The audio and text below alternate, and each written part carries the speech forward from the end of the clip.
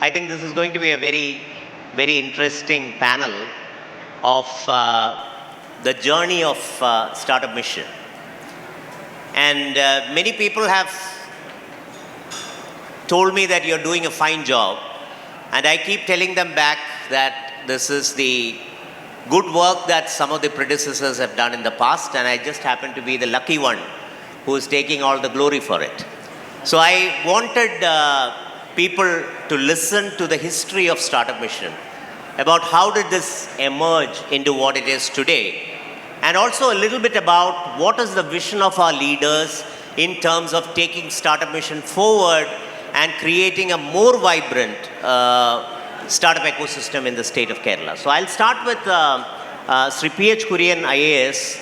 Sir, I think you are the first one who initiated the whole thing. And maybe you can tell, for the knowledge of the kids sitting here, how did the whole thing started? Good afternoon, everybody. The Startup Mission, of course, started in 2013, 12 or 13? 13. Before that, I had a little background on this. My sort of job prior to this, as an IT secretary, IT and Industry Secretary, I was in 2012 to 16. Prior to that, in 97, after the district collector, 97 to 99, I was Labour Commissioner, Kerala. That was the time where a lot of enterprises were getting closed. Post 91 reforms, so many traditional entrepreneurs, traditional enterprises in Kerala got closed down that period. I was witness to so many closing down agreements and strikes and all that time. And after a year or so, after 2 years, I became Director Industries and Secretary Industries in 2002-03 time.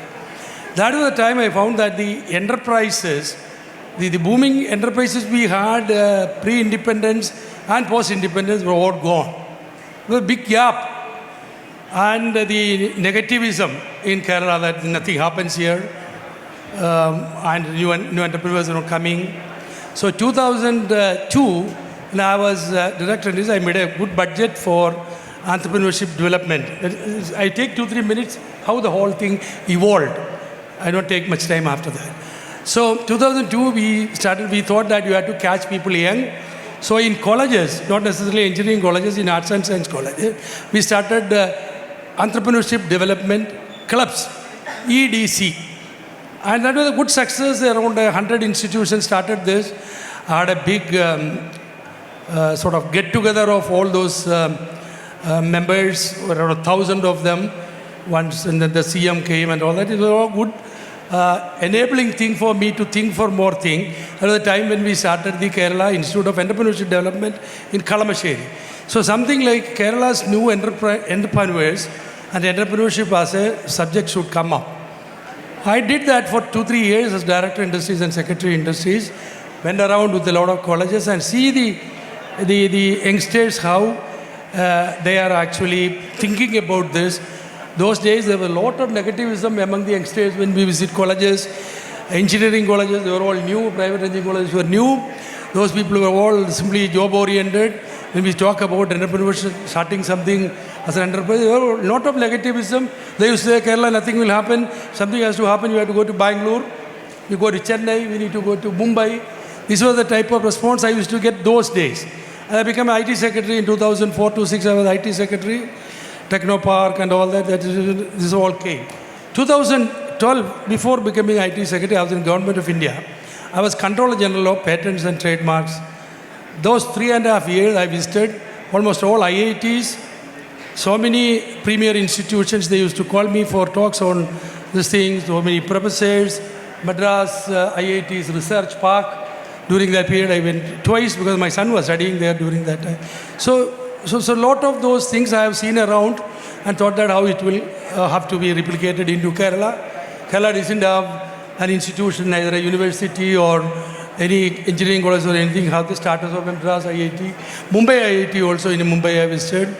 The Reliance Research Center used to be there. Of course, that was not on enterprise or technology related.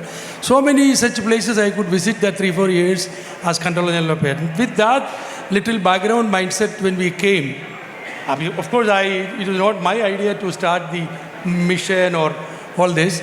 So what we thought, Technopark those days have a thing called the Technology Business Incubator.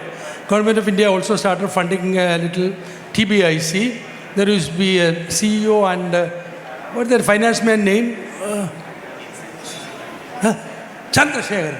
He became a big guy. I mean, he was a MCOM type of fellow, but he was a big, so much vigorous with energy. And the TBIC, we ran to Government of India, brought some money, and there we did a small huddle in Technopark those days, 11, 12, 13, even 13 also. There were some startups there. We created little space as TBIC. That was the time when others like Chris Gopalakrishnan, then the startup village people, Sanjay Vijaykumar, and they all came and met me many times saying that we need to do this. So we went and started giving, Chris Gopalakrishnan started supplying Raspberry Pi to schools, and then, sort of technology. So many such things, was done before the startup mission. So we started doing the startup mission in Kalamassery, Technopark Incubation Center, similar incubation center, TBIC was started in Info Park also. So we started seeing good impression, and that is the time when we took a few boys as, what were they called? CM's fellow or something? What was their name? CM's fellow?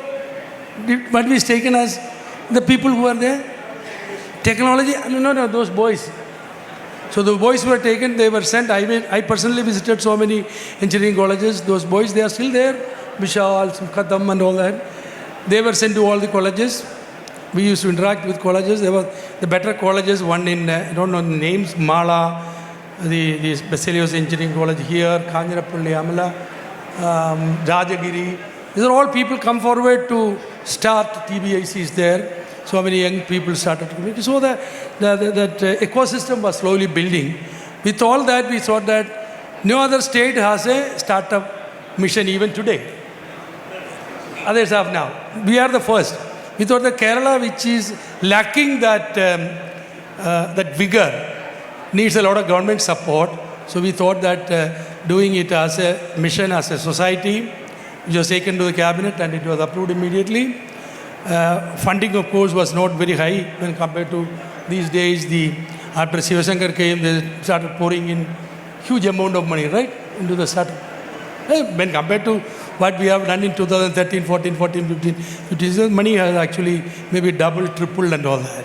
But in any way, those were the days, was the beginning, and it was very, very encouraging. And that was, in my opinion, in 5 minutes, the background, how we did this.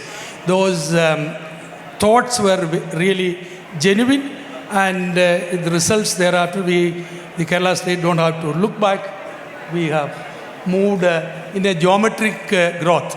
In geometric proportion, there is a growth. We have so many startups and so much of funding and all that. There was a time when there was no funding. I had also an experience of being chairman of the Kerala Venture Capital Fund. We were struggling to get a technology company to fund those days. So non-technology people also we financed because the fund was getting lost. The fund was, I think, 20 crores those days. And it could not be closed. I think it was, all over. That meant there was no takers. That is where I found that we need to create enterprises, not the enterprises which we need to fund, new startup or something. That failure of KVCF was also a lesson, where I was chairman or director for around 2 years or 3 years. We couldn't find anybody, any good technology, new technology-based company to newcomers to support. And that KVCF experiment failed. That also was a lesson for us to take it and sort of create that ecosystem slowly, which worked out very well. I'm so happy that after 10 years, when we see it has grown in geometric proportion, so many numbers, the ecosystem changed. Till now, I get some calls from those engineering college faculty. We got some MA College of Engineering, Kodamangalam. That is a place where I visited 2-3 times. They were not very strong at that time. Now I don't know how their faculty speak to me. They become very big. So I finished my first things, how it started with this. Thank you so much. And I hope you will ask me way forward also. Yes, sir. Okay. We'll come back to you. Thank you very much. So I'll now move on to Dr. Jayasankar Prasad, because after the inorganic growth of Startup Village, Dr. Jayasankar Prasad is the one who actually put a structure and form to the whole thing and created what is called the Startup Mission, right, in what it is called today. What was that experience like? Because the way I look at it is, a seed was created, somebody put a structure and form to it, and that was you. What was that experience like? Yeah. Thanks for calling me here. PHK was the policy part of it to put the first technology innovation startup policy in place in the state. Then coming back to a lot of precursors like your startup villages and TBI, which was already existing. We had a small team which was functioning there. The structure part of it is because it was inevitable. We needed some structure and process to run. Because the first statement which Sir said, you go take charge, but I don't know where I'll give your salary from. So that is where we were. And we had companies, we had limited space, but things were not happening. So I've had interactions with various people we had a society called Kerala Startups who were working parallelly at that point of time, who were doing it outside Startup Mission. And see, the point at that point of time was we had a lot of companies and we didn't have a cohort, we didn't have a time period to get them out. So this required that we form some structure. So the team which was already working with the TBI, we sat together. We started off as TBI. We sat together.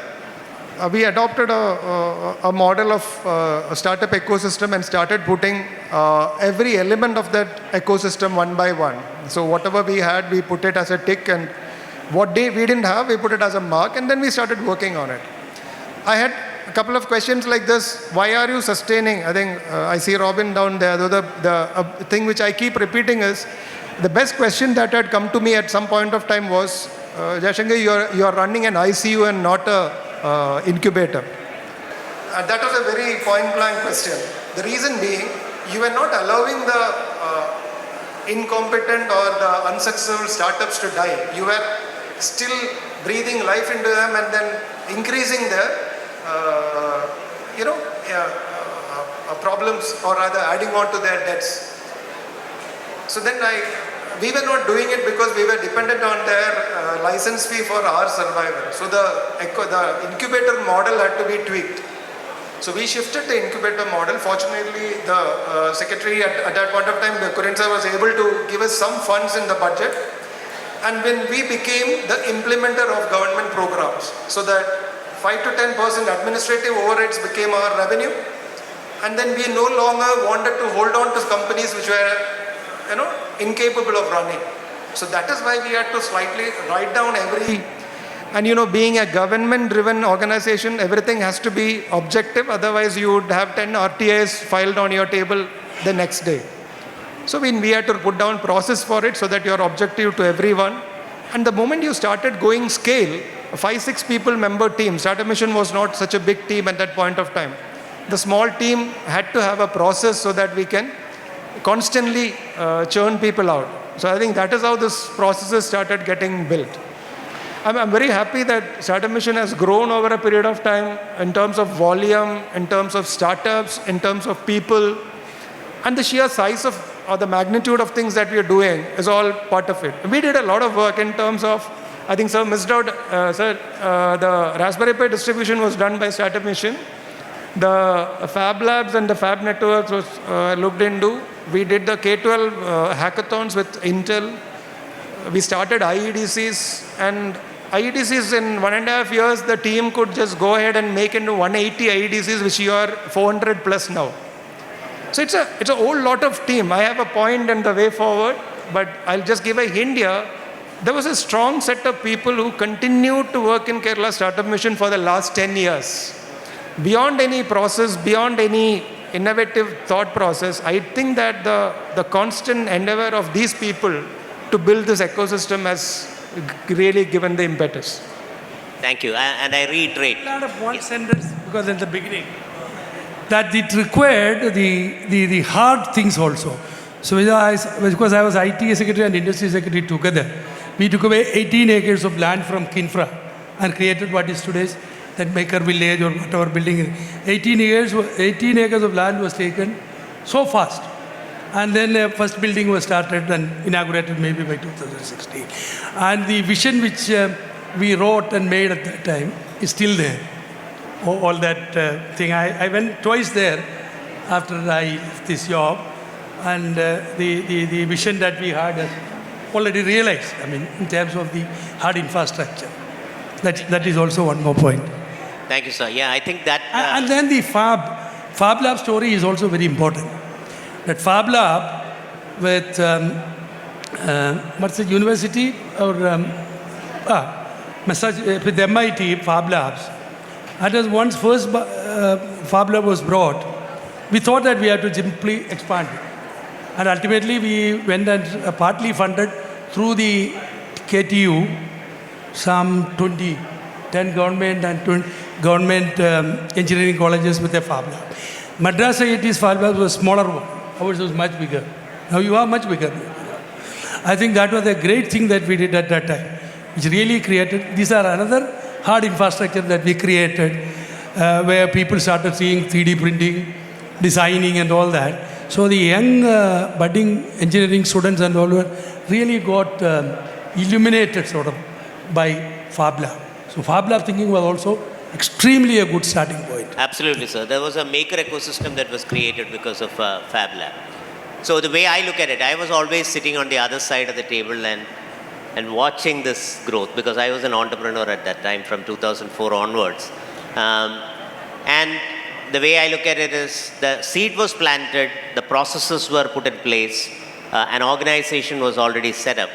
And now it was time to make necessary policy interventions. And then sometimes I believe that absolute policies is what makes game-changing, organizations or even changes that happen in the societies usually happen through this policy interventions. And I want to comment on Sri M. Sivasankar IAS, who is sitting here, who was very instrumental in introducing some of these policies that we are still continuing and seeing great results out of.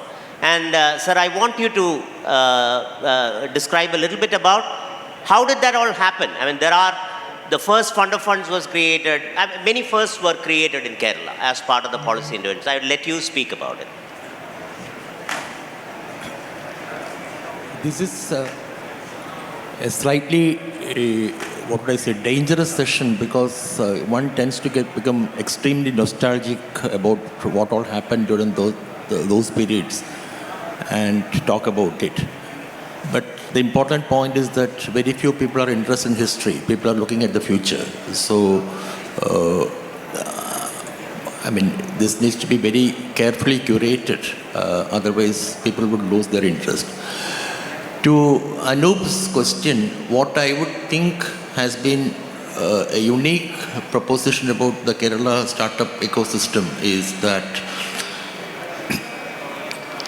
the policies or every action which we have initiated had been as a response to the requirements of the industry, of the entrepreneurs. So the most interesting or most promising thing which we had managed to set in was a process by which we have ears close to ground, where the Startup Mission had a system by which they would interact with the entrepreneurs, find out what exactly are their problems, are the set of pain points, and then try to solve them. And what the policy initiatives were all just a aggregation of such measures with some sort of a timeline and a framework type of thing. The major intervention, as Dr. P. Kurian was pointing out, One major aspect was, apart from this ecosystem, maker village, fab network, etc., major aspect which continues to be so today is the funding part of it. That is where most of the startups decided to relocate to Bangalore or other metros type of thing. So we understood this problem, and that is how, as a policy measure, we came out with the fund of funds. I think that was the single biggest major game changer as far as Kerala is concerned.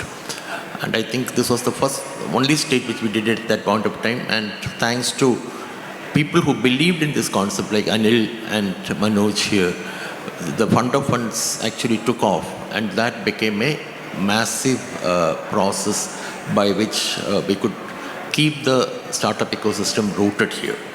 So the short point is that every single policy measure, every single administrative measure was completely based on the feedback from the entrepreneur, feedback from the industry, and the success of Kerala ecosystem is that we had a great stethoscope which would measure the heartbeat of the industry, and that was what Startup Mission, the rank and file of the Startup Mission was, including not just the CEOs, but the entire system which we created, the Startup Mission.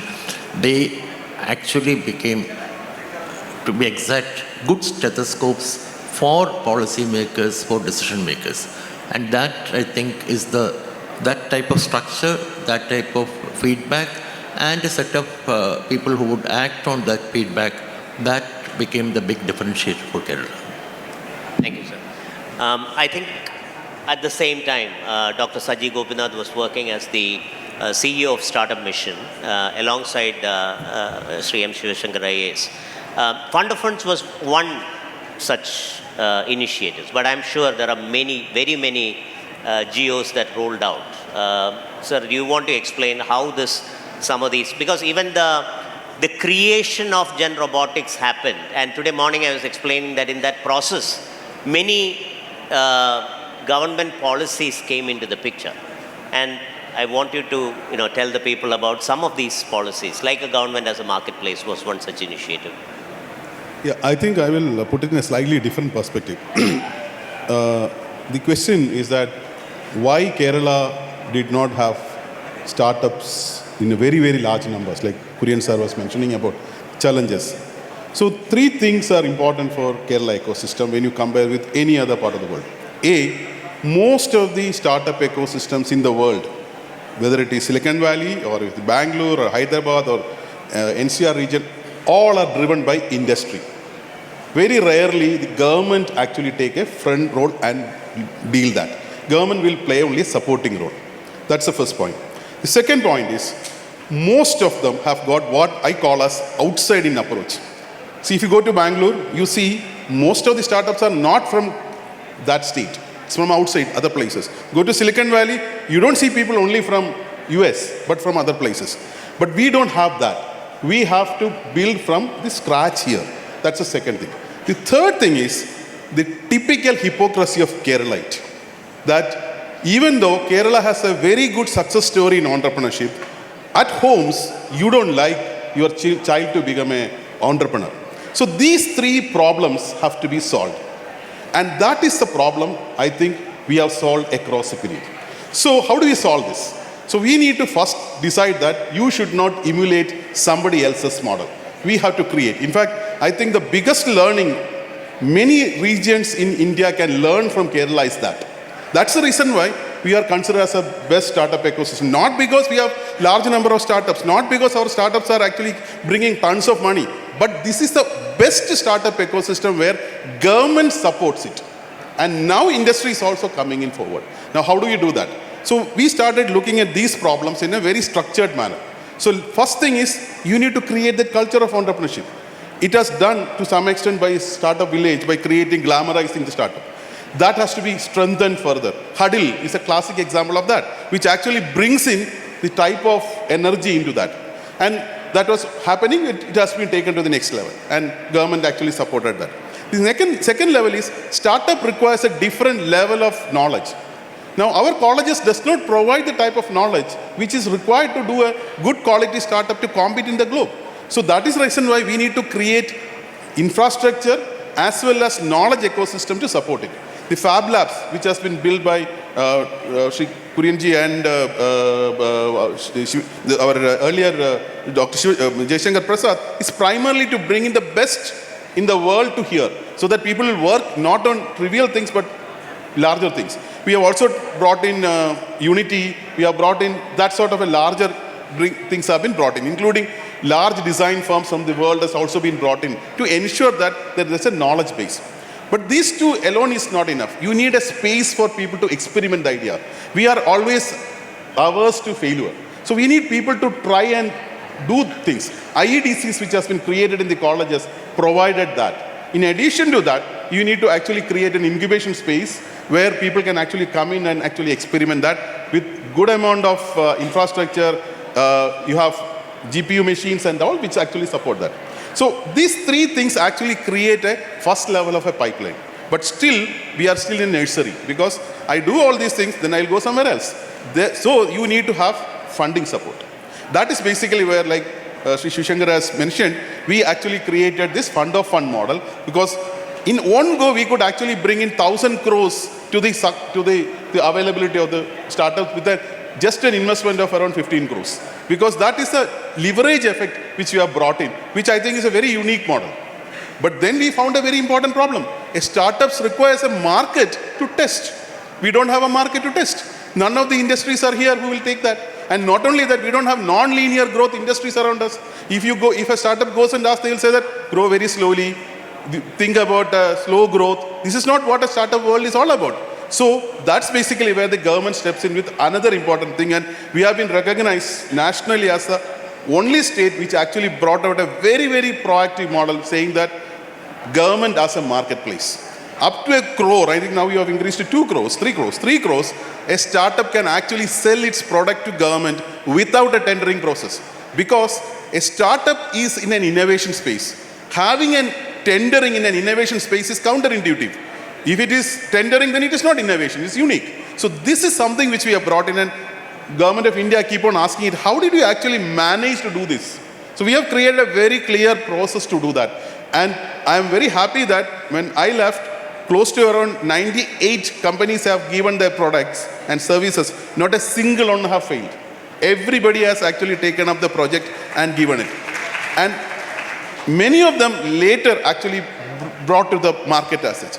The last point, which is what required, is that after you reach this level, then you require large venture funding, require a large aspect as such. Some policy measures have been taken into that, but I think as we go forward, that is the thing. So I used to tell that it was born, I made it stand, and you and others are actually making it run. Now we will go for a sprint and make the world record as such. That's basically what summarizes the startup journey. Thank you, sir. Well said. Tapan, you become very important because you are the only non-Malayali who has, come in and tried to run Startup Mission. So I would ask two things. One, what was your experience like? Where as an from an outside-in perspective, what was your experience like? And what are some of the major, because I know that COVID hit at that time, and it was a major time of uncertainty for all of us, everybody who was in the industry. How did you manage that downturn or the risk that happened? What was your outside-in perspective? I was actually wondering how my stage of association with Kerala Startup Mission would be explained. So most of you probably don't know me. I am a perfect outsider. I am not from the state. I have never worked with any government agency. I spent a lot of my time in commercial organizations making profit. 15 years in tech, 10 years in data, lived overseas. I was part of a couple of startups that were very successful and raised a lot of money, and I became financially independent pretty early in life. During COVID, I decided not to work, which is not to sell my time to others for money. And I I was very bored about helping people out. So after COVID came one day, and that's when I saw the Kerala Startup Mission ad for they were looking for a CEO. This is COVID phase 1, wave 1 over, and then things are starting to open up. In my days of startup, I had not seen any government helping out a startup. Like it was almost like never heard of. Yes, there are government organizations in Hyderabad and Bombay that give out space, maybe a little bit of grant, but in a very structured manner, trying to help and right from schools and colleges, bringing in that spirit of entrepreneurship to actually governments opening up their order book to help startups, get that first test market like you will. So I took a chance to move here, and Shashi was managing it temporarily. I met Saji, others like Jayasankar a lot of time. The goal was just as a curious, how long were you in the job? How much time? maybe 5 months. 5 months. Yeah. That is all. Okay. So I was there a little bit before because there was nobody, so I involved. But if you open up the files and look at my tenure, it's probably 5 months. So for me, I'll give you the little bit bluntly the good and bad of what I saw. Right. So the good is this organization was like a mother. I will not let you fall. Right? So I will get you right when you're born. I'll make sure you have the right spirits, the right value system. There'll be food always on the table, and at some point in time, that attitude of that mother, you have to push that kid out of the house. Like let them cross the street once without getting hit by a car, right? Let them cry once and come back to you. Then you can give some mature counsel. I feel, and feel free to disagree, like some of the team members are here. From my point of view, it felt like, I have my arms around you and good boy, right? I think I slapped around quite a few guys who were like, for a very long time, very happy with lifestyle businesses and considering them as startups. Like you try to compete in the Bay Area or even in Bangalore, for example. Like you won't stand a chance. So I sometimes play this myself. Like if I had continued the 3-year tenure that I was given, a lot of my focus would have been on scale up. I think there were very, very successful startups with excellent ideas, awesome founders, decently funded.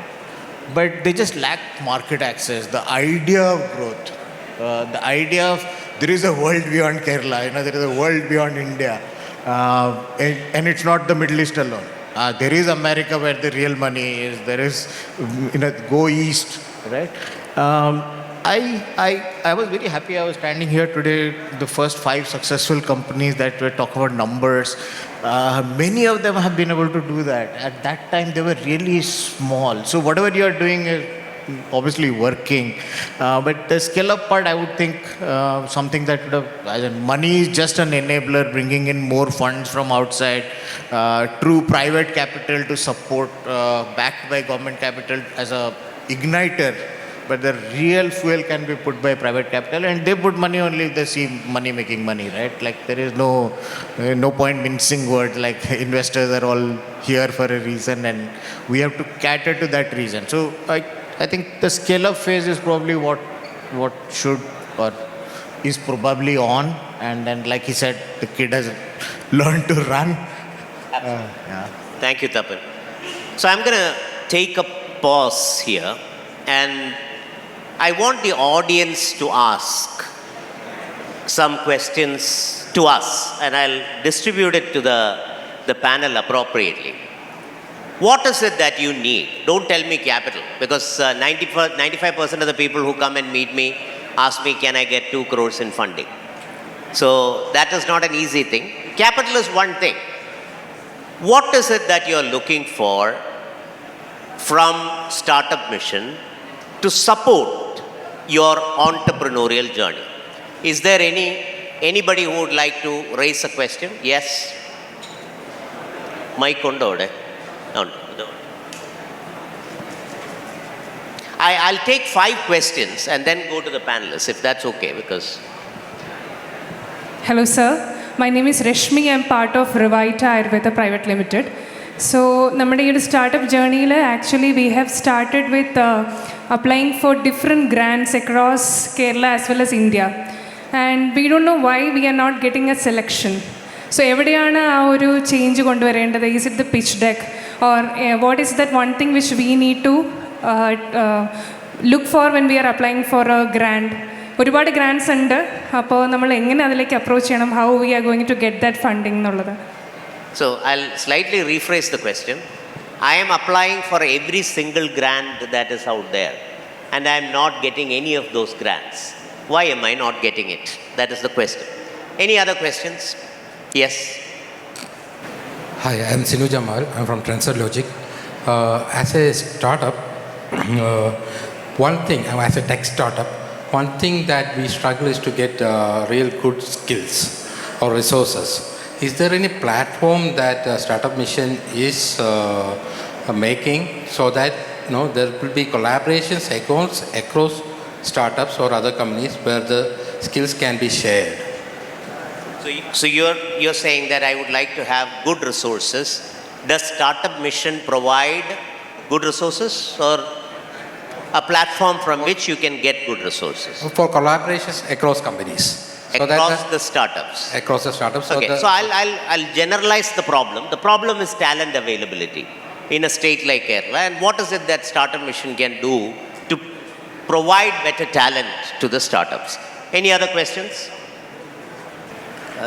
Regarding certain prototyping and that is proceeding with that manufacturing, we need certain high-end devices, something just like vapor condensation, that is what is called that chemical vapor depositor. These are all needed for that minute device making, and NMR spectroscopy, mass spectroscopy. These are all the things mainly that needed for to start an unit at that Bio 360 park. That is highly essential to proceed with the next step. So I totally agree. Again, I'll rephrase the question. You need facilitation centers or instrumentation centers that startup can access in order to do high-end manufacturing. Yes. Or even for that matter, R&D, translational R&D. Exactly. Yes. Thank you. Anything else? Hello all, my name is Ramya Rajgopal and we are a startup called Wise Boss, a mental wealth startup. My question to all the dignitaries on the stage is, how do we connect with the government for partnering with us? Because mental health is of course it's a problem everywhere. But to get that foot in the door which everyone speaks about, how do we get that with government? Because it's very difficult and if some insights could be thrown to all of us, would be really interesting to hear from you. You want to partner with the government to sell your product to the government? Yes, okay. On the mental wealth aspect. Okay. Thank you. Thank you. If there is anybody else, if you raise your hand, we know where you are. Okay. Good afternoon. So as startup founders, people go through a lot of hardships. And a mission like Kerala IT Mission, would the mission be able to scale like Business Network International, where we will be able to meet the domain specialist continuously on a monthly basis or in a recurrent frequency so that we will know how we are progressing? Can you hold the mic closer to your mouth? Yeah, I hope I was audible or should I repeat? Can you repeat it, please? Yes. So my question is, how an IT ecosystem, right, startup ecosystems can scale like Business Network International. And the idea behind that is to get the ideas as well as scaling validated continuously, which may ensure that as entrepreneurs, we will be successful we will be able to validate that success continuously and grow. So how do you scale up? Yes. That is a simple question, right? That's right. And the mechanism. And mentoring. The next one, please. Yes. I am from Centris Private Limited. ഞാൻ ഇവിടെ ഇന്ന് വന്ന സമയത്ത് ഞങ്ങളുടെ സ്റ്റാർട്ടപ്പിൻ്റെ ഇതിൽ നമുക്ക് വേണ്ടിയിട്ടുള്ള technology പല സ്ഥലങ്ങളിലും ഞങ്ങൾ തിരഞ്ഞ സമയത്ത് കിട്ടിയിട്ടില്ലായിരുന്നു.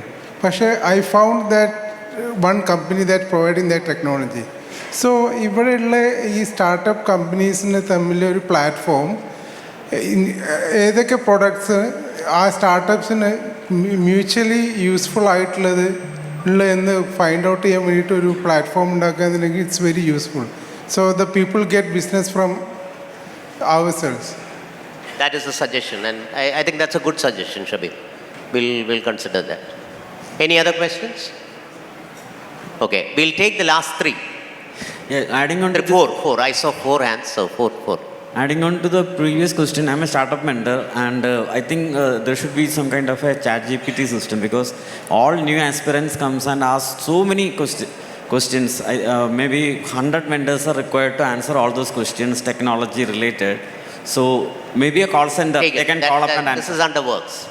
So basically we are working on an LLM-based website wherein people can come and ask. Yes. Good evening all. I represent Naipunya College. I'm a teacher, and apparently this year I was given the charge of the startup coordinator for my college. Like Anoop sir said, I don't want funding, but I represent the student community who is looking forward to the risks that are associated with the startup. Most of the students, when we give them like opportunities or all the funding and all these things, when we let them know about this, they are confused like, am I eligible for this? Is my project eligible for this? So if some sort of an application or a single window kind of a provision maybe which is accessible and easily understandable by the students, if it is offered for them, I think it would be good. Is there anything of that sort, or can we look forward to something from the KSOM? Okay, I got a message from Ashok saying that please stop the questions and get back to the panel discussion. So I'll come back to your question later, but I think we need to go back to the panelists here. So I'll start with Sri M. Sivasankar IAS. Sir, I think it's about time that we scale up. There was questions about scaling up. There are, I would say, 100 companies that has done reasonably well with their business. And we want them to really, really grow and create probably 100 or 1,000 crores in revenue. What are some of the futuristic measures that we can think about to enable the scale up of startups that has been created over the last 10 years? I think when you talk about scaling up, you require two things. One is market access, and the other is finances to enable you to scale up. Market access, basically you have established your product, you have already tapped certain market. As Tapan was pointing out, there is a huge world outside, not just the Middle East, the Americas, the Europes type of thing. How do you tap into that? That is one fundamental question. And the second is with respect to, if you want to scale up, even within India, you require money. And now, I have not come across a single startup which has been given any funding by any bank. Investment, venture funding, obviously banks won't do. But even for working capital funding, you don't have a mechanism. You don't really have a mechanism at all.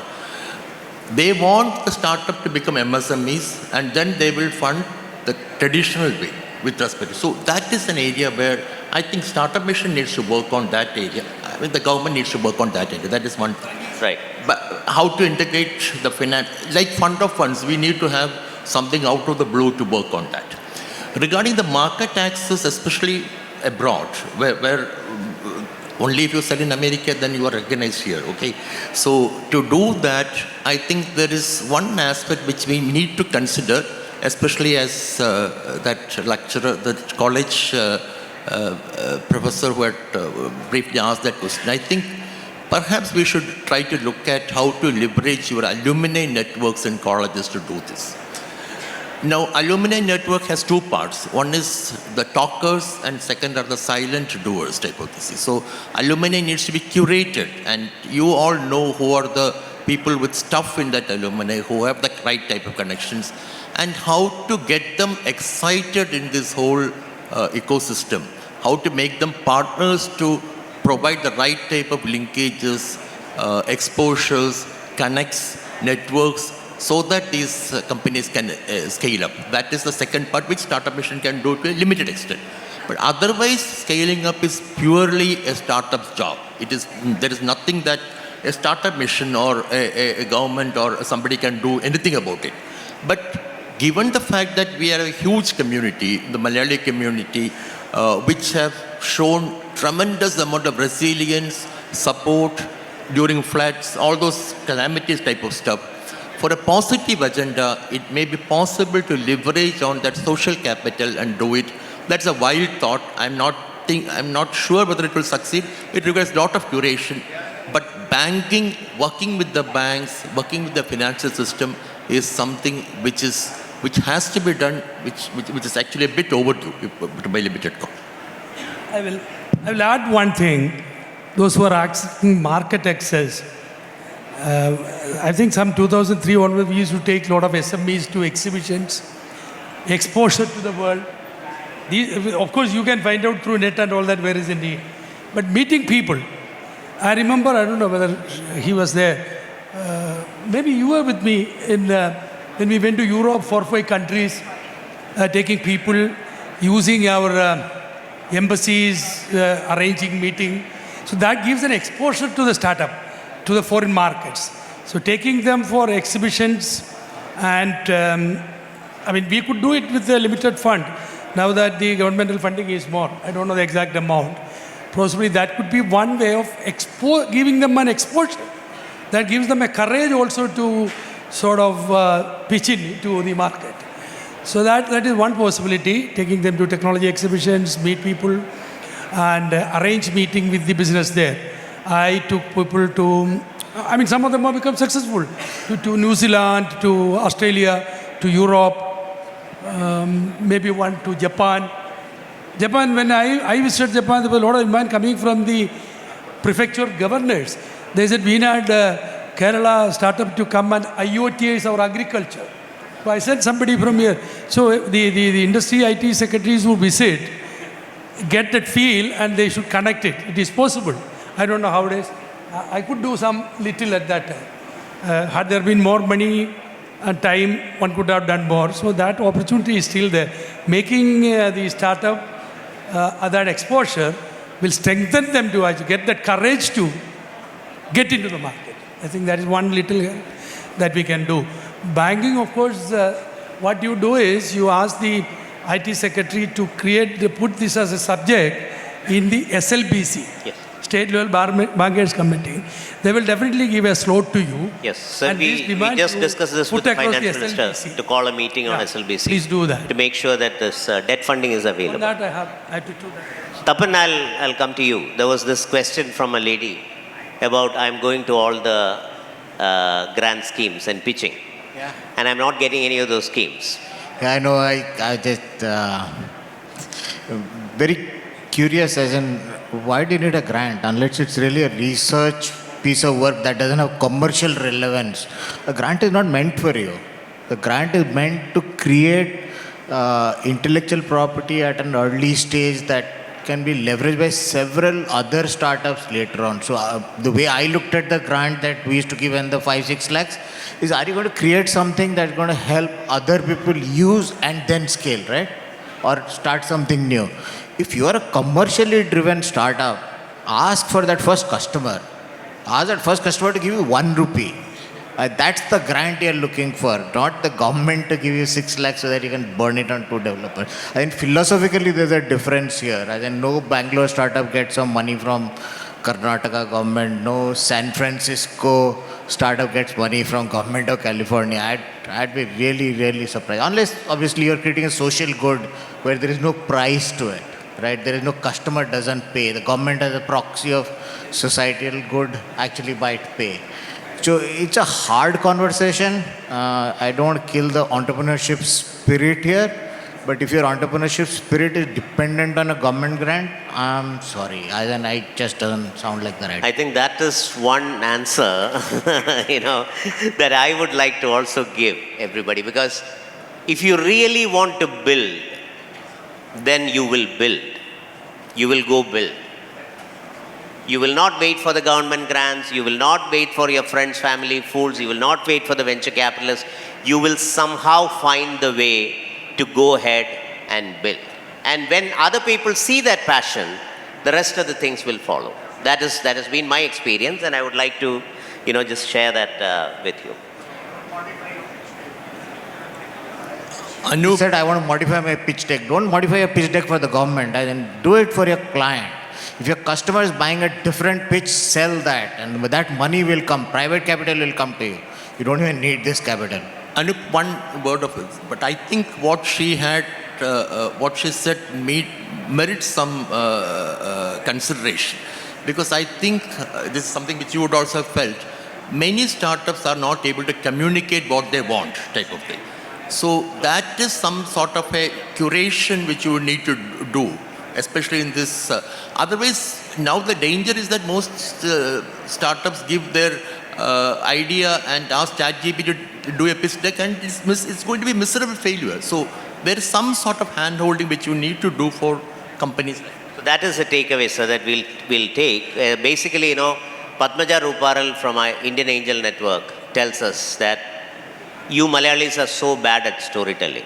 You have very good ideas, you have amazing entrepreneurs, fascinating founders with a lot of knowledge, but when it comes to storytelling, your body language is bad, the way you present is bad, your communication is bad. So I think there is a lot of work that as a group, it's not like one person, but as a community, as a fraternity, we need to increase or improve our storytelling skills.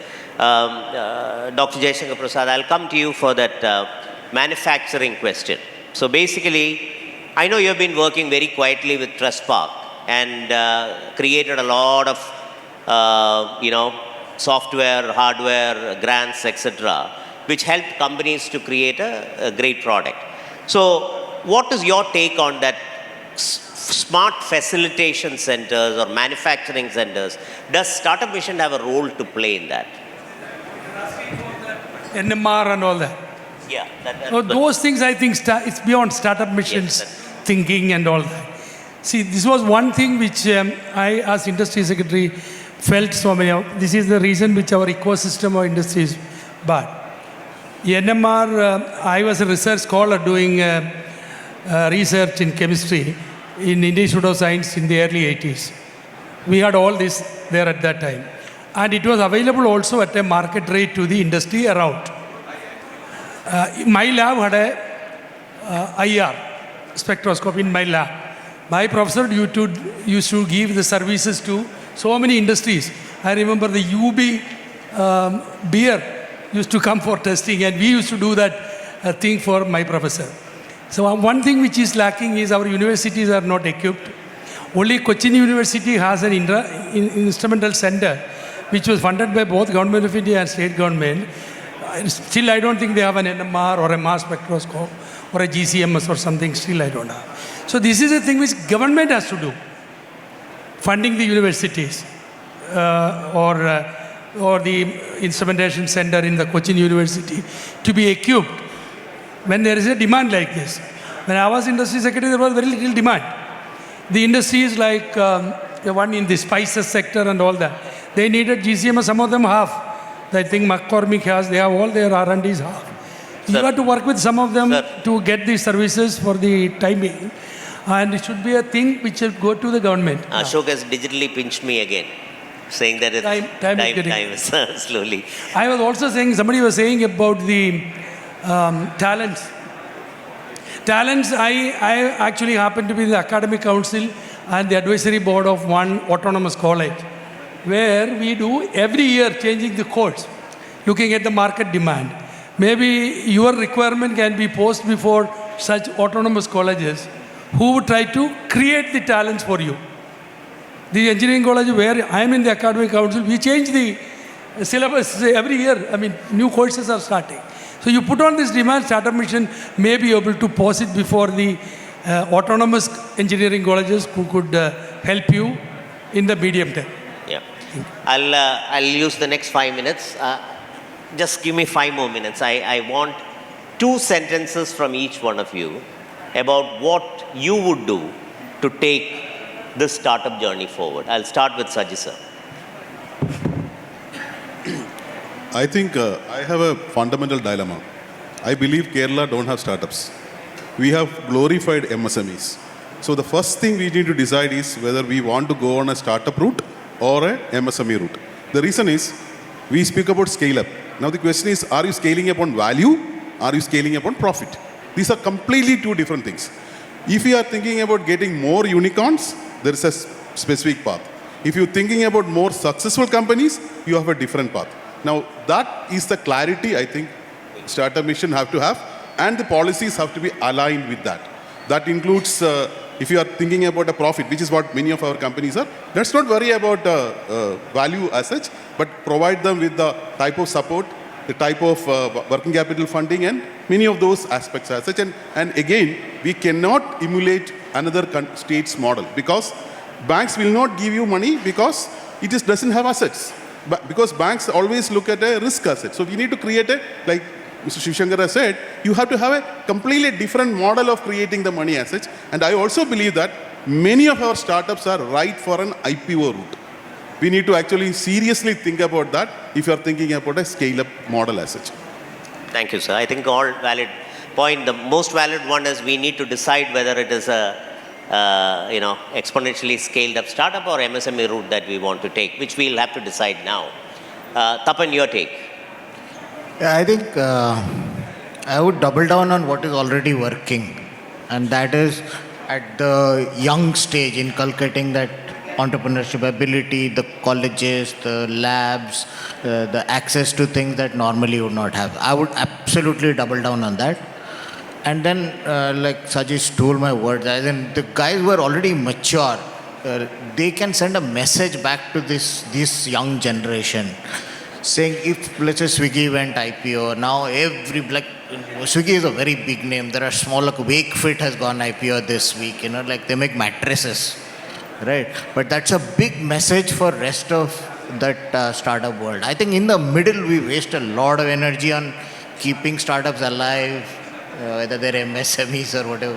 I see the point. Basically, we need to do the IPO, show some successes to the rest of the world. And we build a solid bottom and we create a few heroes. The middle will take care of itself. As in, people finding it difficult to network with other startups, like this is a unthinkable thing outside of Kerala. As in, it's not the Startup Mission's job to create networking opportunities. Yes, there are a lot of events. I have attended events here after I left, where there's a bunch of CEOs, 30, 40 people getting together and talking about things. I think what other thing can we do, like create a database, I think we create ChatGPT? Thank you. Kurian sir? I would say that a lot of the startups will enter into the MSME way.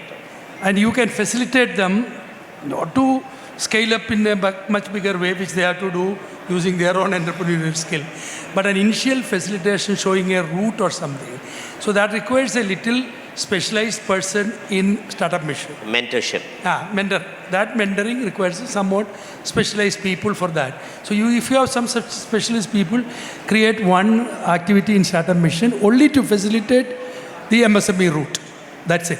Thank you. And most of that is done by if it's a slightly bigger one, the government's promotional agencies like KSIDC and all that do that. Maybe you can link it to them. There are people who are experienced in that. So much of facilitation Startup Mission can do. Startup Mission should concentrate on technology and entrepreneurship more. That is all our policy is. So much other entrepreneurship is beyond the government. Usually does it. That ecosystem creation is government's own job. That's what government has done in last, so much of enabling policies, laws, everything has been done to make business friendly ecosystem, which is in Kerala is flourishing now. It's not that we reach the very decent level, but we are growing into that thing. So that ecosystem in terms of enabling ecosystem really is there? Sir, right. Sivasankar, sir. I think we have a Kerala model of startups. It is neither pure MSME, neither glorified unicorns. It's a mix of both. So it's a Kerala model of startup. We need to live with that. We need not look at this. But I think what Startup Mission could perhaps do, that's what you were asking me. You were asking for a task for yourself. Okay. I would put it in three ways. One, identify 100 startups who can touch 100 crores in the next 2 years, focus on them. Identify 10 startups who can get into IPO in the next 2 years, focus on them. Work on the working capital, this thing with banks. That will actually help the Kerala model startup ecosystem. Thank you, sir. Dr. Jayasankar Prasad. I just add 2 points on governance, which I had a constraint, which I think you guys also would have suffered. Startup Mission, Kerala Startup Mission 2.0 or 3.0, whatever you want to call it, should be an autonomous body. It should have the independence to take its decisions, move forward, hire, fire, do whatever it wants, because you are at a level that you can demand it. We need not be extension of a department is what I'm trying to say. I'm just putting it blunt. It needs to get out. Cut that umbilical cord, otherwise you will not grow. Point.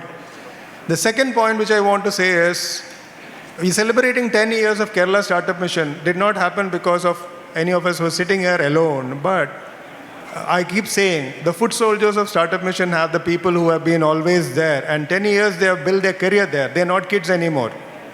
Kurian sir said that boys kind of stuff, they're not kids anymore. But they need to be firm employees if you want the continuity. Now we can have larger theories on it, but somebody who's put 10 years, their life into it, and still not secure about their work is incorrect. So it has to be autonomous, and you got to get these people onto your roles. I think that has to happen. Thank you. And thank you, gentlemen, for a great discussion. I think a lot of learning, a lot of history, a lot of nostalgia. And I'm pretty certain that we'll take all the points that were discussed here and we'll try to put it into action in the years to come. Thank you so much. And I think we'll move on to the next session then. Thank you.